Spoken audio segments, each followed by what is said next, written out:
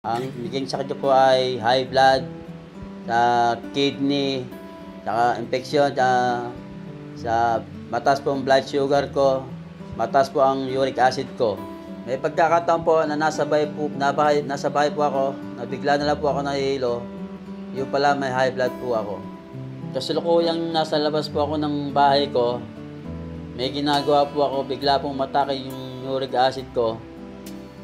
Hindi ako makapaglakad, papasok sa loob ng bahay namin.